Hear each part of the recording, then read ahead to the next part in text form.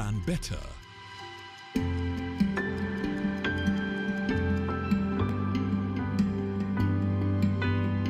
No matter the size of your dream, tomorrow's success belongs to those who keep today's records clean.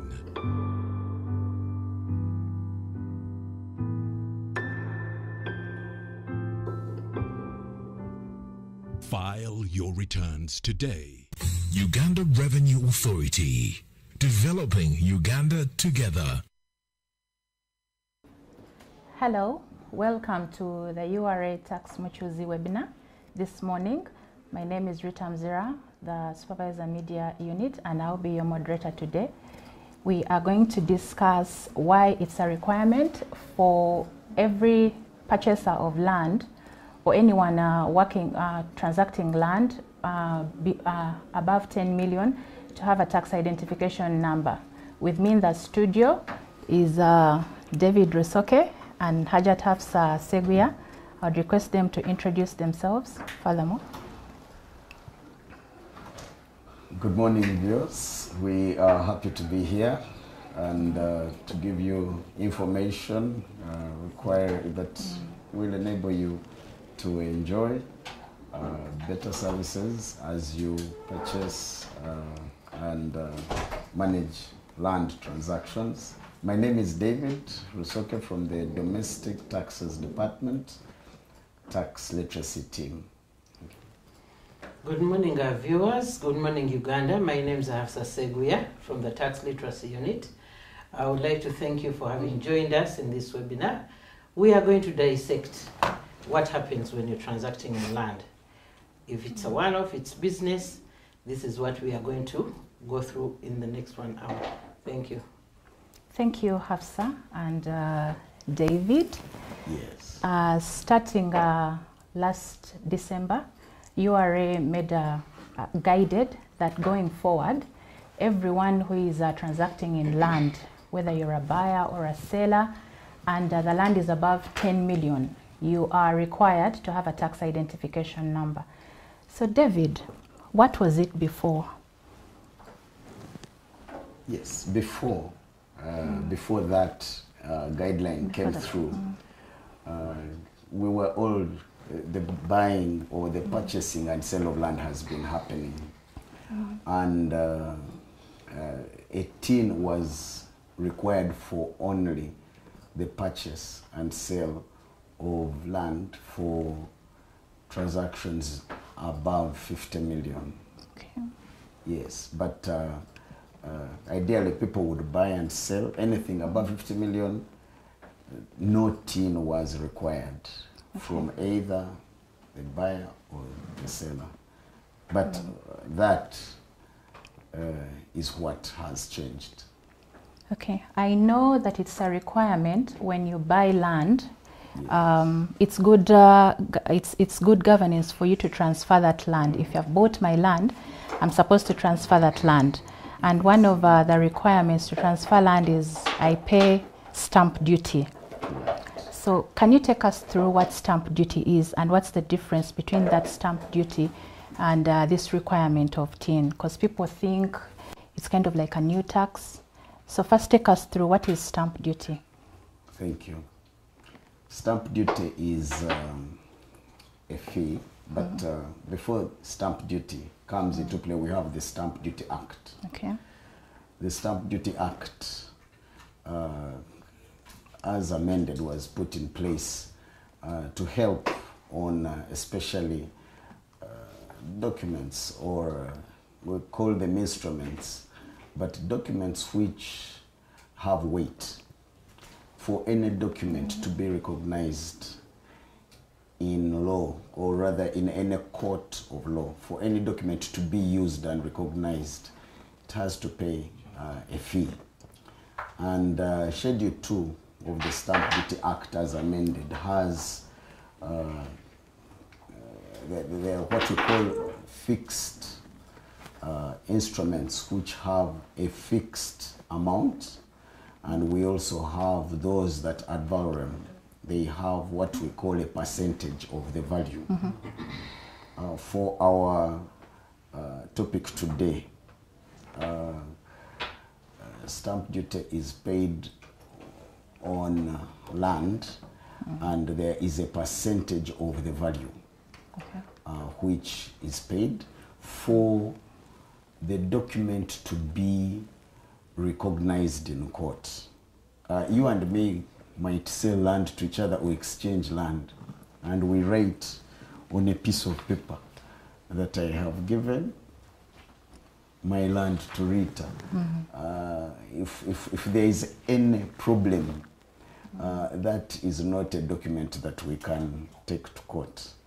So there are specific documents and fees paid on those documents that make them, I'd like to use the word formal documents, but once stamp duty is paid on that document, you can produce it anywhere. It is a recognized document in any office, in any court of law, as a document to be presented, and you can use that document to win, because all of us can write documents to each other.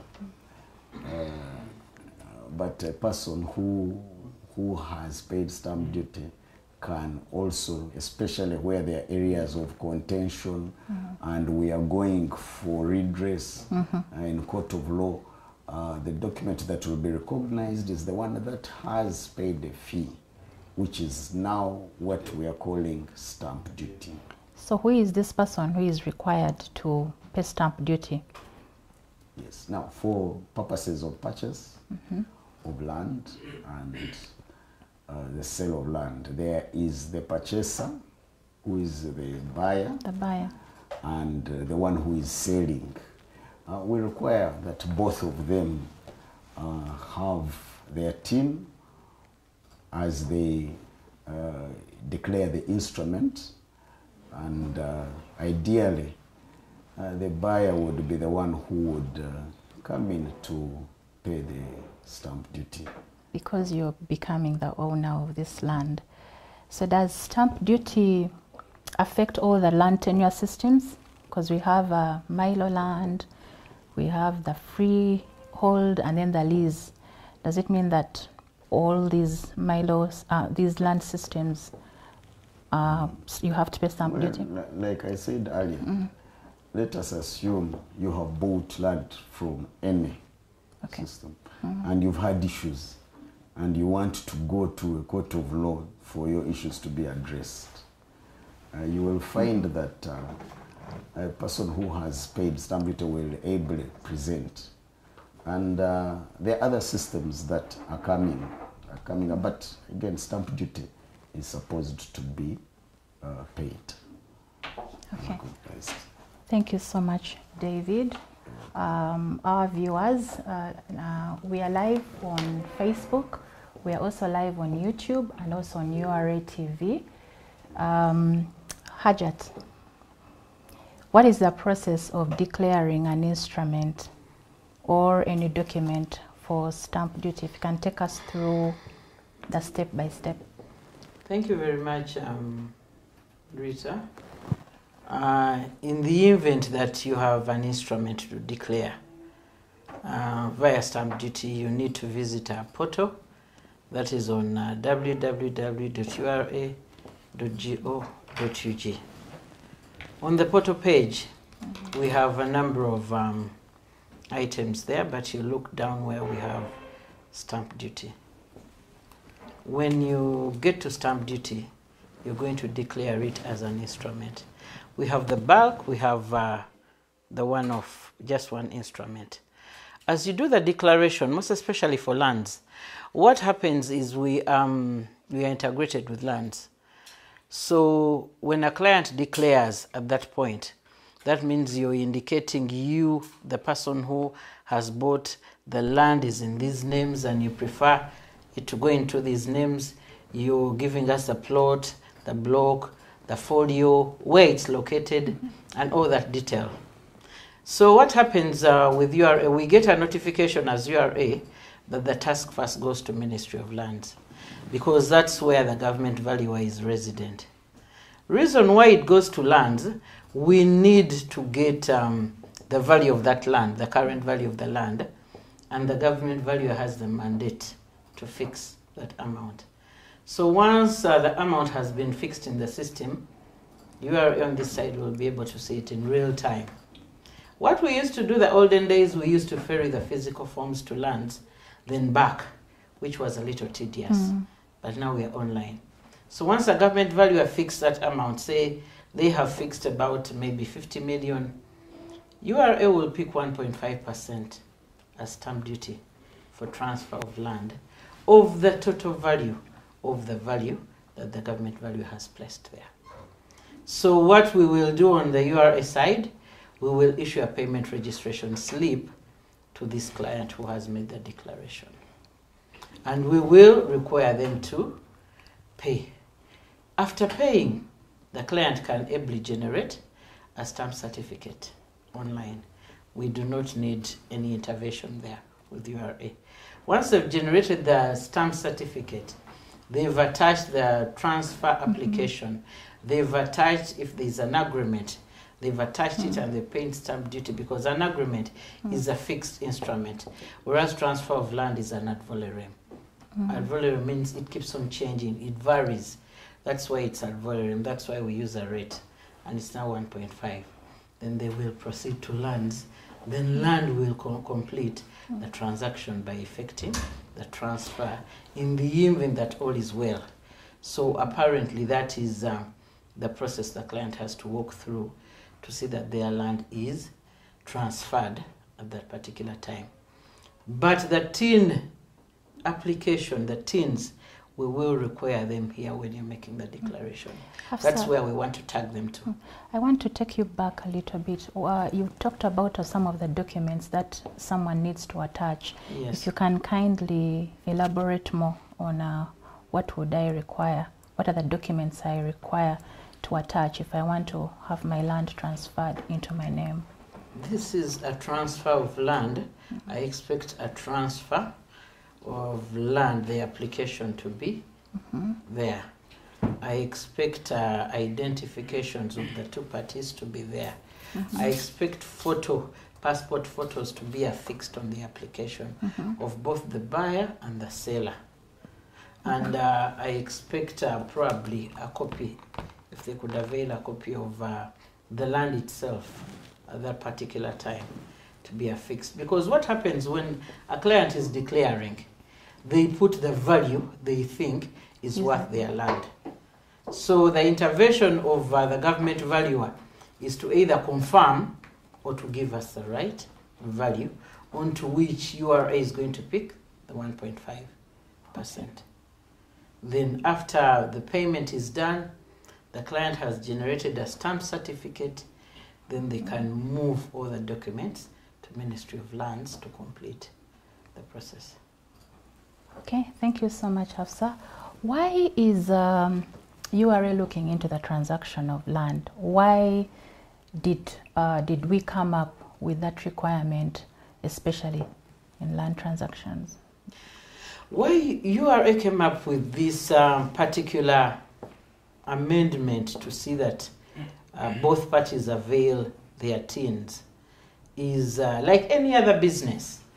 When you look at land, implies that the buyer or seller, most especially the buyer in this case, is doing something, some business somewhere.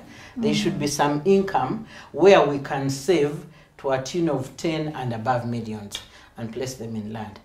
What does it tell the taxman? It tells me that you're in business. And what we need is to capture that business. We are not going to register land on this tin. I have to make it very clear. Because if you're just transacting like any other person, we just need to know, are you on a register? And when you avail a tin that you've been using, say, pay as you hand is paid through that tin, you have any other business, it's well okay. What we need is to capture the source of income. Like any other business, we are trying to level the ground. Because if you have that financial muscle to pull 10 and above million, then it rings a bell that you're doing some business, some good business. That is a business I need to register. on this tin moving forward. Actually, I need to widen the tax base and bring you on the tax base if you're not yet there. Because as the other people are paying their income tax on whatever business income they have, or rental income, or employment income, then equally I need to know what is happening. Just because we are tagging it on a transaction does not imply that I am registering that land on this tin. Because you're placing the money in the land. It is not going to generate an income, not until you have reached a point when you're selling it. That is probably when you're going to get a profit, in between how much you bought and probably how much you're selling. But here I am looking at what you do on a daily to be able to save and buy that land. That is the income I want to register, and that is it. Unless you're dealing in buying big chunks of land and apportioning them 50 by 100 and selling, that is when this tin will register land transaction, and I will get the right IC code for that activity. So these are two instances. It could be a one-off. Rita, you have some land and you wish you want to sell it and maybe buy another piece of land. We want to sell it and pay school fees and do any other thing. That is a one-off. That's not business. You're just doing a one-off. But there is this person who deals in land, the property master, the whatever their names are. That one, when I am registering that tin, definitely I'm going to indicate land, because it's their source of income at the end of it all. That's where they get a commission, and at the end of the day, the commission is taxable. That's where we come. Okay. And Yes, David. and maybe just to add, we are improving our systems. We are providing better services, and you'll find. Let me give an example. You'll find the name Mukasa David is a name that is widely used. And for us, if we have 10 Mukasa Davids transacting in a day, 2 are in Luero, 3 are on the other side, you find there are some common names. For us, we want to ensure we properly know, because when you put your tin, it also helps us to know how many times that tin is transacting. In a way, we are bettering our systems. We want to avoid duplicity. At times, people use other people's names for different things, but we want specifically to ensure that this tin and this name are exactly the ones that are in this transaction. And maybe, David, to add on to that, it is going to help the client, as in the buyer. What if you enter into a fraudulent transaction? Absolutely. How are you going to track back? Because you just know the phone number and maybe the name of that person who sold you. But when I avail a tin on both sides, it can help investigation move faster. Because my tin has your biodata and has the source of income. So with the biodata, it's easy to track this person. And we see that you can sort yourselves out. So ideally, before even looking at the tax bit of it, it is going to help you. No, because normally there are transactions that people enter into and are discovering there are 2 or 3 people who have one title. They have each a title of one property. So you need to sort yourselves at the end of the day. But at the time of sorting yourselves, normally the sellers disappear because they've lost interest. You paid them and actually they don't need to be around. So this tin, since it has the biodata details, it will help us crack down to everybody and see that actually the issue came up like this and you sort yourselves. Who sold it twice, who sold it the first time and all that. Now, right there, Hafsa, you've talked about a tin, it's a requirement. Not many of people dealing in land, especially the buyers, most of them don't have tins. What would you advise a person like someone who doesn't have a tin?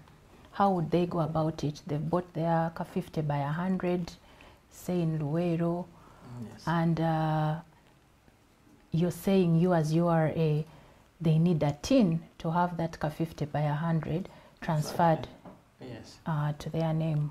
how would they go about it? Maybe the improvement in our service delivery that has been made of recent is the instant TIN, where we are availing the TIN application in an easier way and a faster way. We do not need to look at the Excel-based sheet. It is a one-page, and in the event that you have a NIN, it's even way faster, because we are now integrated with NIRA. We are integrated with Uganda Registration Services Bureau to verify the details of the business you are registering here.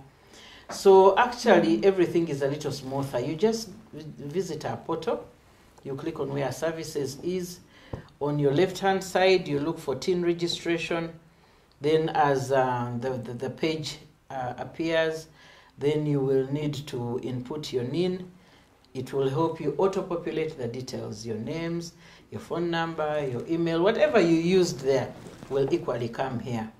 Then probably what we'll need to ask you, what is the source of income? What is it that you're doing on a daily?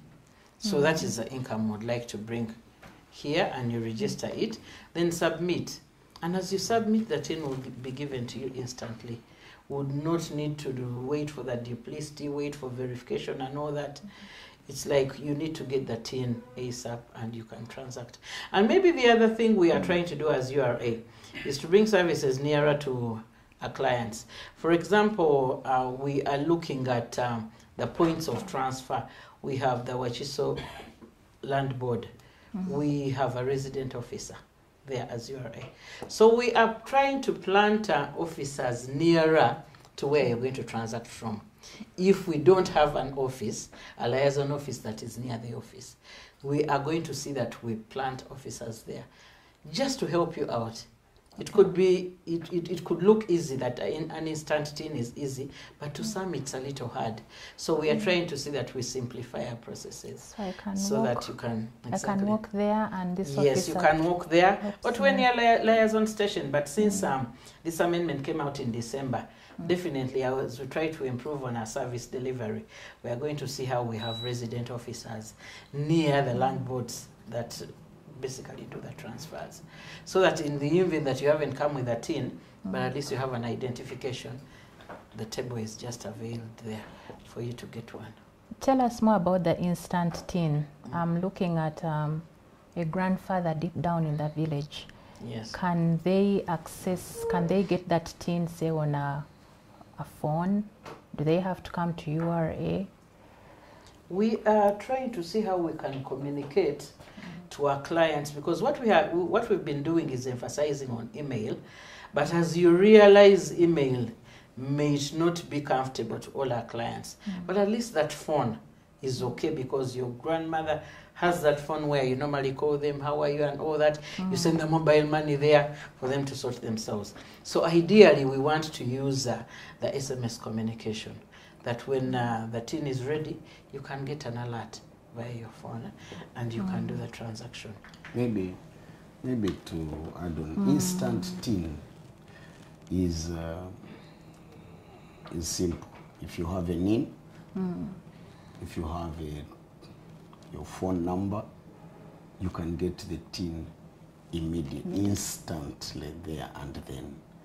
So you just have to, we also have an app. And but if you go to ura.go.ug, you can go in and put in your details, just like Hafsa said. Put in your NIN, your details will be auto-populated. Put in your phone number, and then you get your TIN. Immediately. Instantly, immediately. You don't actually have to take rounds, travel far and wide, and you get your TIN immediately. Okay. Thank you, David. Is this a new tax? Because that was the contention around the requirement of a TIN, and people were asking, is this a new tax? Do I have to pay stamp duty? And on top of stamp duty, I also pay a new tax. Is URA introducing a new tax on land? You can help us and demystify. Thank you. That. There is no new law which has been put in place. It's just a regulation, where we've decided to bring it lower up to 10 million. And for a new law, there is no new law, ideally. But let me also say this. It is also to harmonize with our Income Tax Act.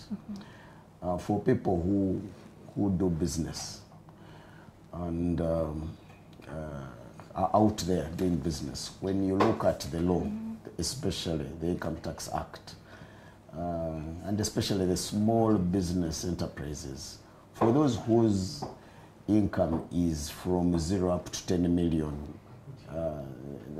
there is no income tax to pay up to 10 million. So, but from 10 million going ahead, you find their presumptive rates for the small taxpayers. And so we are also harmonizing to just make sure that now visibility is only to people who are transacting The land. at 10 million and above, but there is no new law that has been put in place. Okay, thank you, David. Dear viewers, we are live on YouTube, we are live on Facebook, and also on URA TV. Please send in your questions, any burning questions about this new requirement, and our experts in the house will be able to dissect them. Hafsa, Yes. I have inherited land Yes. from my grandfather, and he died, he passed on. Am I also required to have a tin if I'm to transfer this land to my name? Yes, you are required to have a tin because one, the tin is given to you for free. Then two, yes, you are inheriting this land, but you may be involved in gainful employment, gainful business, where we need to record it down via a tin. So that is still okay, it is well, but we will need a tin to actually get that source of income that you have before the inheritance come into picture. However, if you find yourself that at the time of inheriting, you don't have any source of income, say you could be retired, or you're not employed, it is well. We will register that tin and we will include stamp duty. Because actually we will know that to transfer the land, you will need to pay stamp duty. Not until we get information that you have a source of income that we can include through an amendment. But a tin is a given. How You would- will need it. So my grandfather has passed on, he's not Yes. there. Yes. In essence, the seller is not available. Exactly. What advice would you give such a person who is in that situation? Definitely your grandfather either died when there was a will in place, or if there was no will in place, then we have letters of administration. There should be something that is giving a clear cut that actually the land is going to pass on to you. So either or, whatever indicates that it's going to be passed over to you, then that is very clear, because we don't expect a tin from the deceased. That is very clear. Then at the end of it all, we will give you a tin, because we will know that we are passing on land from somebody who is already deceased. And there will be documents to show there's a death certificate. There may be, if it's letters of administration, they are there. There are several meetings that have taken place to confirm that actually you're the rightful person person died. to get this land. So ideally, there should be documents to justify that it's you. Either way, whether there is a will or no will, but actually there are documents that should accompany to show us that this is the deceased. Because definitely as they give birth to you, there's a certificate of recognition of the birth. Ideally, to recognize a death, we expect a certificate in one or the other, because it will indicate when that person passed on, so that we can know how to handle moving forward. Because at times it may not even be only land. It's the estate, and the estate has more than land. So ideally, that is the same treatment you will use if they are vehicles, if they are buildings, to see that you can transfer them to what it says, what it indicates in the letters, what it indicates in the will. Yes.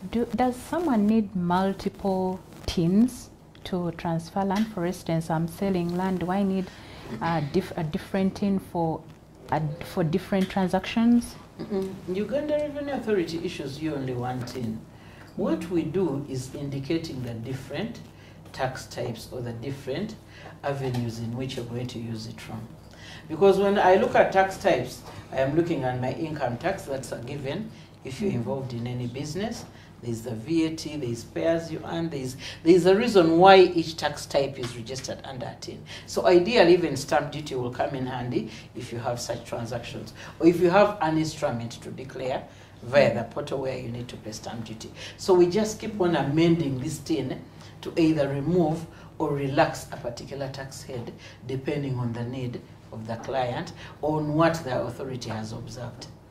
But it's one tin that you use across the board, be it a transfer of motor vehicle, be it a transfer of land, be it declaring your return via income tax or VAT. It is that one tin that you will use. You just need to keep amending. You could reduce what is there, what is no longer relevant to you, or you could even add.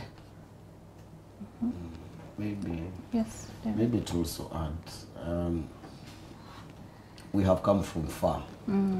And at some point, someone would come. He's at Malaba. He wants a tin, he gets one. He puts his home address as Malaba.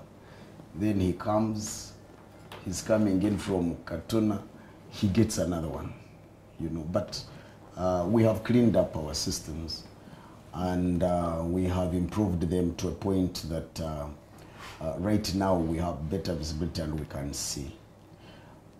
We also have people who come and give different details, but with the bringing in of the primary registration authorities, which is NERA and URSB, it has helped us. And so maybe the fact is that one tin for an individual or for a business, you're not supposed to have any. If there are people who have those, it is not correct, and if we get them, we usually merge them, or we deactivate them. But for those who had such things, now that we have NERA, that won't happen, and that's why we're asking people to update their tin details with NERA, especially those that got their tax identification numbers earlier. They should add in order for us to continue the cleaning process and ensure that everyone has, or one person, one individual has one tin, one taxpayer tax identification number. So what would you advise someone who, like in the past, had applied for more than one tax identification number? Yes. What I would like our viewers and our taxpayers to do is have one tin. Those that had, we are cleaning up, and they could come if he has a car in one and another. You come and we put the details, we look at your documents, but we have cleaned up most of that.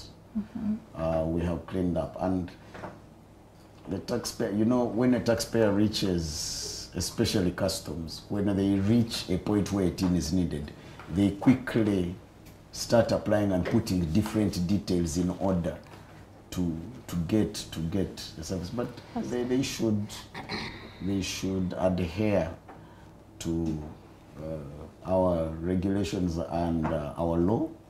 You must have one, and should make sure that you honor your obligations in that tax identification number. Okay, thank you so much, David.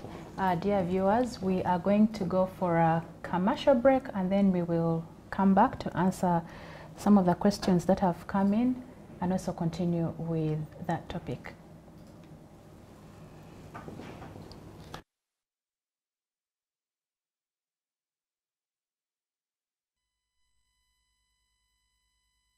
throwing papers all over the place. I'm looking for an invoice for a sound system and cables that I received yesterday, but I can't find it. You know there is a way of keeping all this in one place and available to you as and when you need it. I really wish there was one, because the way these invoices grow legs and disappear. I believe this is what you're looking for.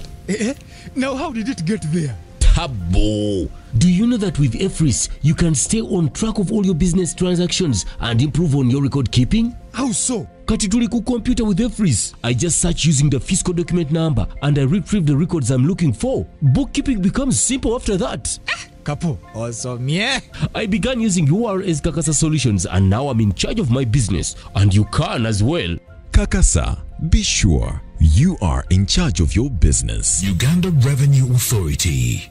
Developing Uganda together.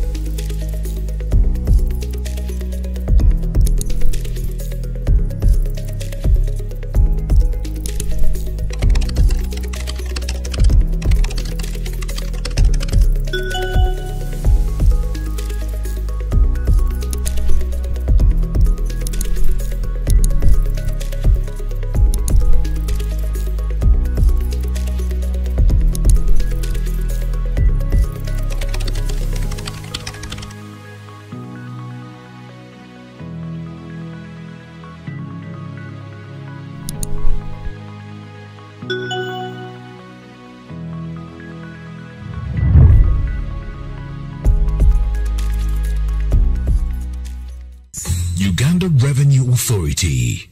Developing Uganda together.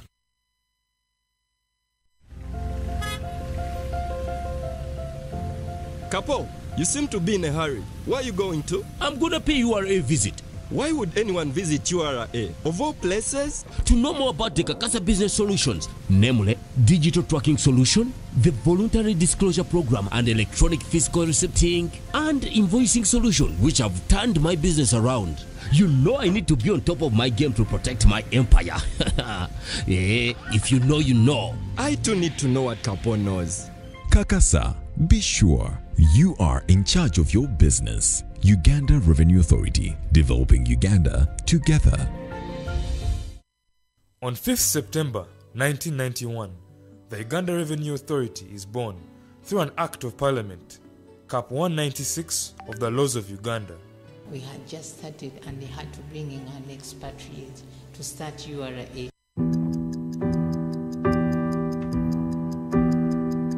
In chess, the small one can become the big one. It's the same here. And here too. Watch every move. Record every number so you can plan better.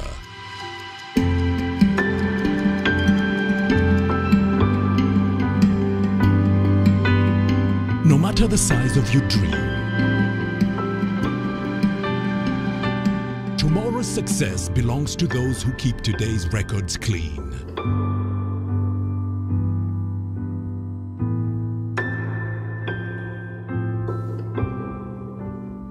File your returns today. Uganda Revenue Authority. Developing Uganda together.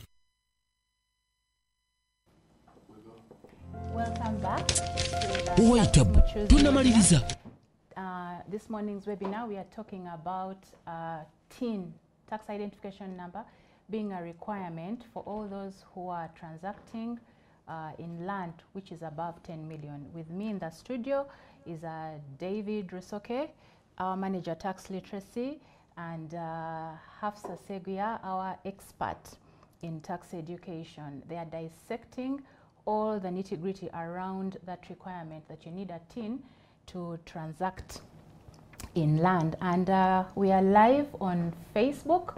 We are also live on YouTube and URA TV. If you're on YouTube, please subscribe to our channel, click that notification button so that you don't miss any uploads that URA puts up there. And when you're on Facebook, please like our page and share our content. This webinar is there to help you, understand all the topical tax issues, so that you know your rights and obligations when it comes to issues of tax. Back to you, David. Before we went for the commercial break, we were discussing if someone has more than one TIN, what would you tell them to do? If you can explain further on that. Thank you. Thank you. Yes, it is really not supposed to happen. And yes, come and if you're actively using one, let us either merge or ensure that you have one TIN. We will ensure that we deactivate the other. But at times, of course, they don't actively use one. They interchange. They interchange. Exactly. When I use this, I can use. Yes, but of course, if we find you, you know you can be inconvenienced also. You will find you have sold your car, and you'll have an inconvenience not knowing, especially. And okay, there are some people who know, and there's fraud in there. But we are cleaning, we are coming. But what we usually do, if we find such, we merge. We merge the TINs, and all the tax information on each will come. But ideally, come and let us ensure that your tax records are in order. Otherwise, you might start getting two assessments on both sides, and exactly. you're having... and maybe we maintain the first one, because that is the first cut. Yes. So whatever came after that, we normally maintain the first one. And you could lose records if we remove one. Okay? You can imagine if you were actively using the newer one, and yet you had the other one. Of course, we would sit with you, but yes, ideally it's not supposed to happen, and we are encouraging you to come, and we help. We will do our cleanup, but if we do our cleanup without you, we will take the decision on exactly what should happen. And then there's some people who have TINs which have wrong details, but that one, let me leave it. Maybe we'll deal with it again. But it's not, I want to say it lightly, that you should have one TIN. One TIN. And now it's even easier to have an instant TIN. Now, Hafsa, some of our colleagues out there use agents to get tax identification numbers, the TINs, and they basically give all their information to the agent. What advice would you give such a person, given that TIN is literally your tax account with URA? What advice would you give someone on how to handle their TIN? Maybe to our viewers out there, once you assign an agent to act on your behalf, ensure that the details, say on your TIN, the details they've put there are actually what we can use to reach you. Most especially your contact, as in a phone number, your email.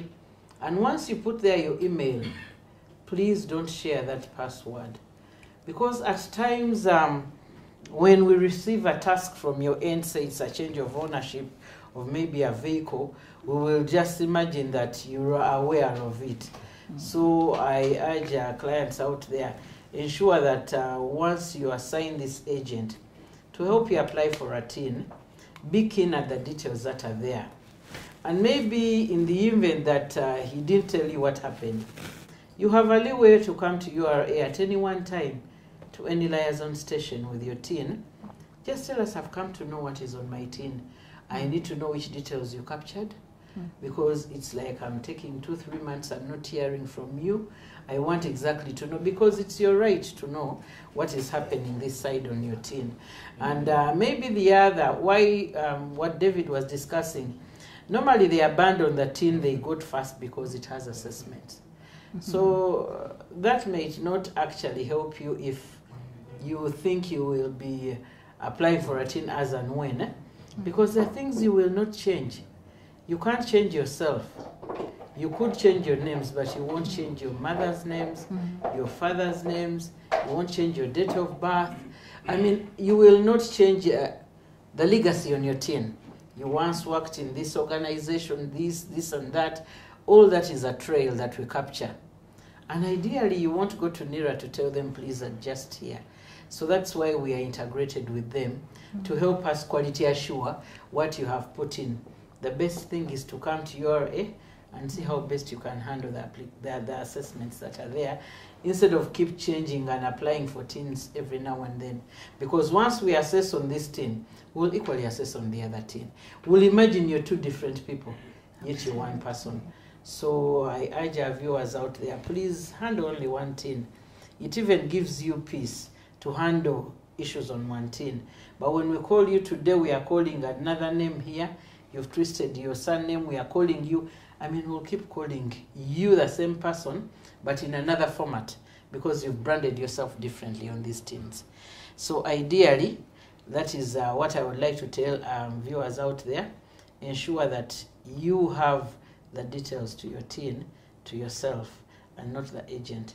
Once you discover the agent has the password of your email, at least you need to change it, so that it is you we communicate to. It is you who has pushed in this task. It is you we are going to talk to. But here I am calling you and somebody else is speaking on your behalf. I will imagine I talk to you, yet we are not talking to you. So at least for both sides, we ensure that we put the right details on our tins, because it is well if things change.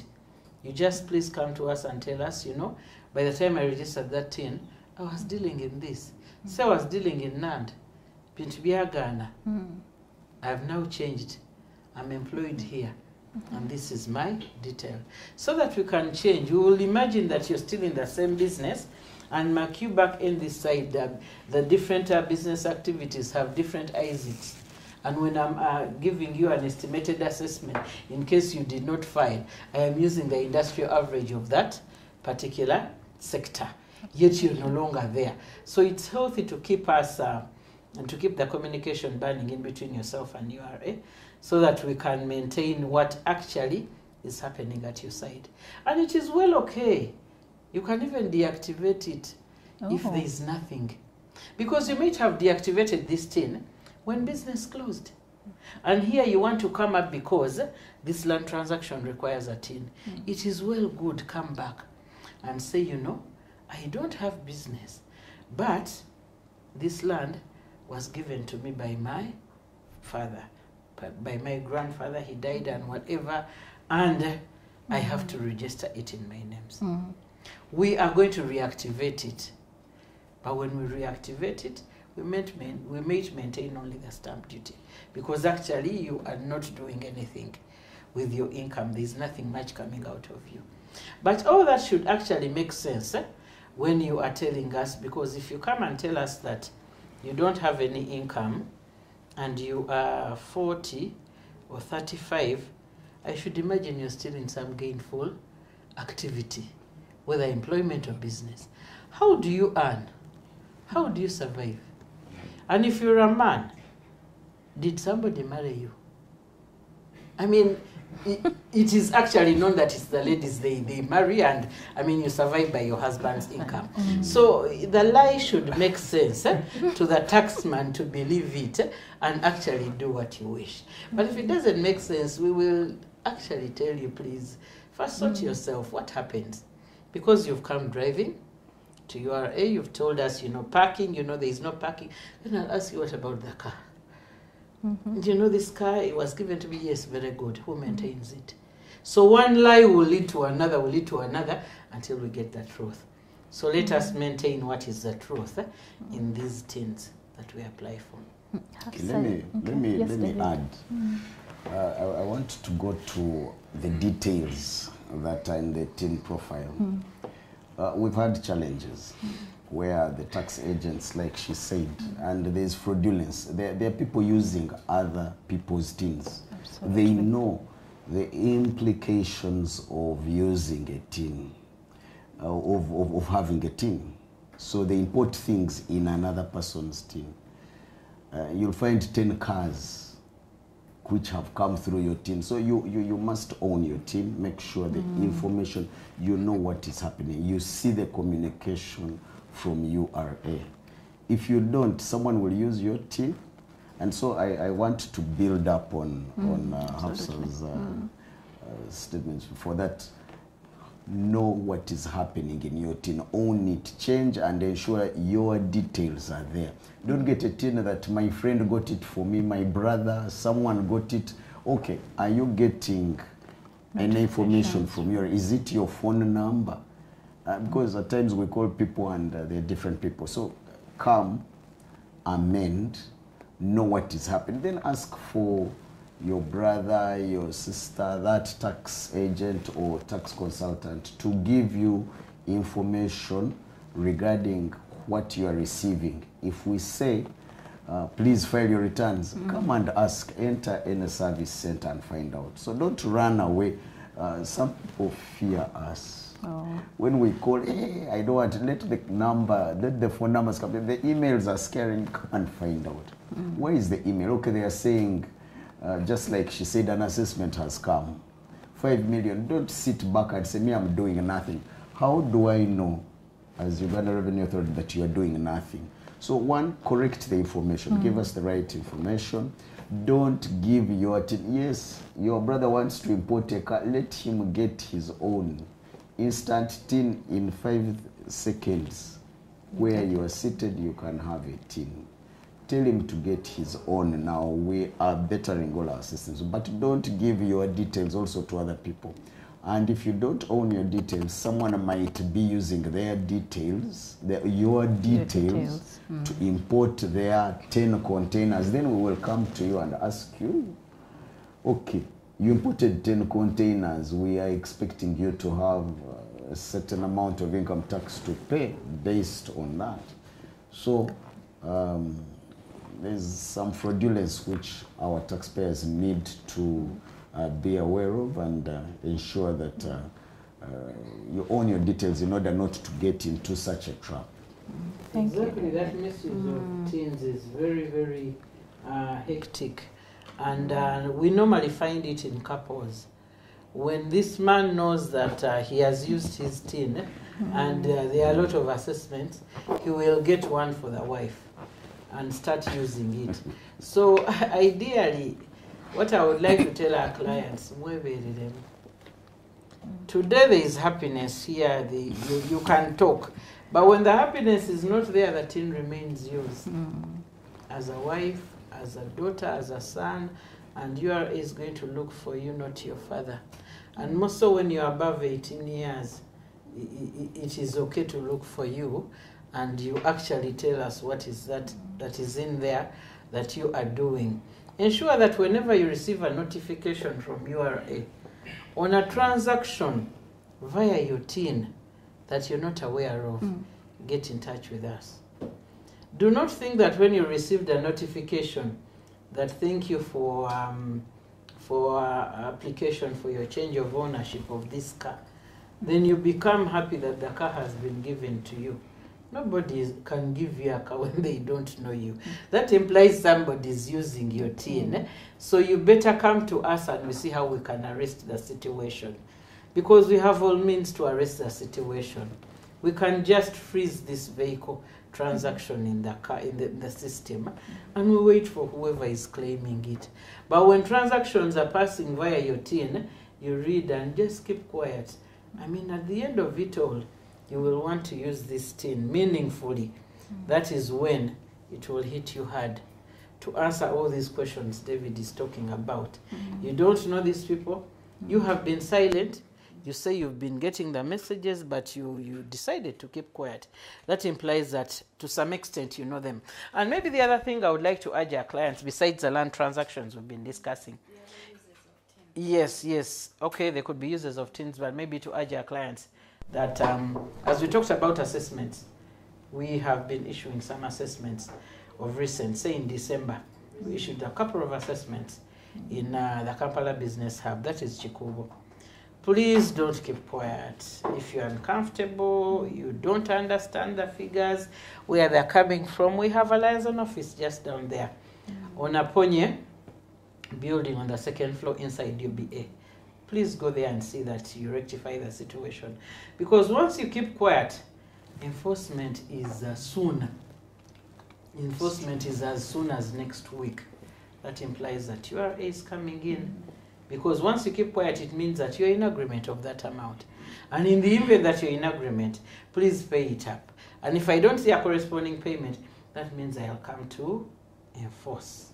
So if you don't agree with it, it is very well okay. Go to our Aponye office and see that you can tell us what you agree to. Then we maintain that, then you make payment, then that is all. So I just wanted to remind our clients moving forward, because there are those that have assessments and they don't know what to do, and they were given the assessments way back in November, December last year. Thank you so much, Hafsa. That's a very good point.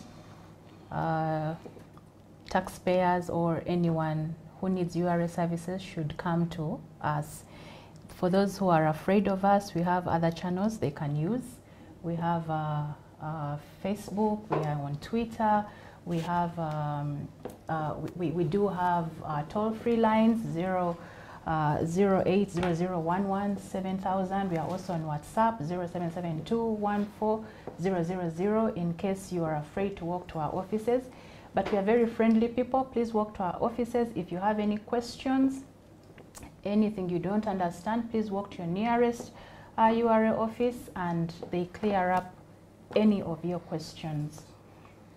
Hafsa, as we close up, you had talked about the documents someone needs to pay stamp duty in clearing land. If you can take us back just slowly some of the other documents that may require stamp duty and not necessarily transfer of land, but these are documents that are needed when you are transferring land.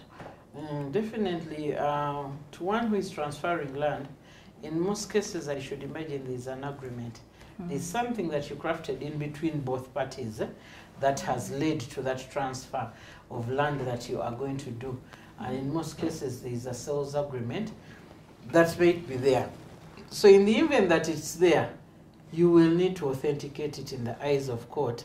That means that you need to declare it, and this happens to be a fixed instrument that will go for about 10,000. If there is an extra copy, then you will add on 5,000. So about 15,000 will be enough for you to see that you pay stamp duty on this instrument to accompany your transfer of land, the application in itself before it moves to lands, so that the transaction can be handled expeditiously. So that is where I wanted to note, and maybe to, yes, it may be land, but there are other instruments that maybe clients would need to know at a glance. We have a caveat. You may need to caveat your land, and you are afraid of whoever may encroach on it legally. So that's also an instrument in stamp duty. Even divorce is an instrument, my dear. Viewers out there, in the event that you will enter into such an arrangement where you're uncomfortable, where you are, divorce is an instrument. Don't just say vida and all that. It is not enough. Walking out is not enough. You need to authenticate that action by declaring that instrument, which is a divorce, and paying the 10,000. Then you just keep quiet and wait for the next stage. So there are certain simple things that we need our clients to know moving forward. So I thought we need to talk about it so that we sort ourselves. The year has just started. You need to put your life, your books in order so that you can move smoothly. Thank you. Thank you so much, Hafsa. You have clearly stated that the new requirement 14 in land transactions is not a new tax. It is a requirement. It's not a new tax, as the tax experts have shared with us. But as we close, David, just take us quickly through other uses of TIN, because I may just get a TIN for land transaction and then I dump it after transferring my land. What are other uses of my tin. Oh, thank you. Other users of tin, you need a tin when you import anything. If you're importing anything and it's coming through customs, it cannot come in without going through the customs procedures and process. You need a tin for buying a car. That logbook will come. You need a tin when transacting with government, when you're getting any compensation from government or when transacting with government. You need a tin. If you don't have a tin, government will not deal with you. They may not give you any form of payment. You need a tin when you're dealing with large taxpayers, the people who are doing big transactions. So if you're going to do business, you need a tin when you're getting a trading license. You will not do business in any municipality in the city when you don't have a trading license. You need a tin. You also need a tin for purchase and sale of land. Yes, so there are many other ways. But imagine if you're buying a car, someone cannot transfer that car to you if you do not have a tin. If they don't transfer the car to you, it is not your car. It's like you've hired it. Yes, it's like you've hired it. Thank you. Whatever you're paying is a hiring fee. Consider it a hiring fee until you have really transferred it to and you can't use it as collateral. Okay. So yes, you can't use it as and by the way, these days you can't even do third party. Most especially with the green logbooks, it's even worse. And so it's better to transfer. Yes, those are the among the many. I could continue, but I wanted to end with the one of land. Land. Yes. I will start with Hafsa. What's your parting shots? What message do you give to our viewers in regard to our discussion? I would like to thank our viewers for keeping with us for the last 1 hour. And I would like to thank you for cooperation, your cooperation with URA, paying your taxes. It has been great. Yes, it has been hard. We've been in hard times. But we'd like to thank you for giving us that portion and cooperating with Uganda Revenue Authority so that your government can get that money and see that it can provide the services that it needs to. We'd like to thank you for all that has happened through the past year. And I would like to remind you that in the event that you don't have a tin, we are issuing it for free, more so if it's a land transaction. I wouldn't want those dealing in land transactions to get discouraged. It is okay. I mean, you need to contribute to national development through paying your taxes. What we need to do is to capture the source of income, not this one transaction that has come up. So it's like the normal registrations we've been doing, but we wanted to tap into your sector to see that we can harmonize the activities in your sector in tandem with Uganda Revenue Authority. I'd like to thank you very much, and God bless you. We hope for a better 2022, our businesses to be better, for you to comply. So if all is well, we'd like to thank you very much for having done what you did last year, for having given us that coin, for having cooperated with us. Do register these businesses.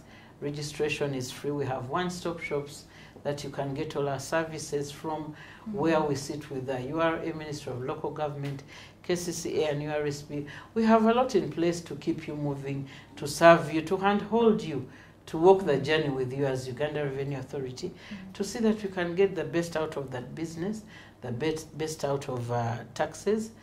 Thank you very much and have a blessed day. David? As our viewers, we thank you so much for tuning in and being with us. Kindly share this. There is no new law. We are here to develop Uganda together. Thank you so much for all the activities you're doing there, and let us have collective responsibility honor our obligations. Instant TIN is there. Help a friend in less than 5 minutes. If you have your phone number and your NIN, you'll be able to get a tax identification number. TIN is free and you can get it just like that. Call us, our toll free. We have a toll free. Call us where you're having challenges. Let us help you. We are tired of people blaming us for things that we are not doing. There's a lot of fraudulence and things out there, but we have many channels that you can use to get through to us. Call us and ask us and let us help you understand tax and do your part. And we will do our part. We wish you all the best in this year. And we will be here to help you for any tax-related information that you need. Please approach us, reach us, and let us help you understand tax. Thank you. Thank you. Thank you, David and Hafsa. Thank you so much, our viewers who have spent an hour with us. I've been your host, Rita Muzira, and see you then next Thursday.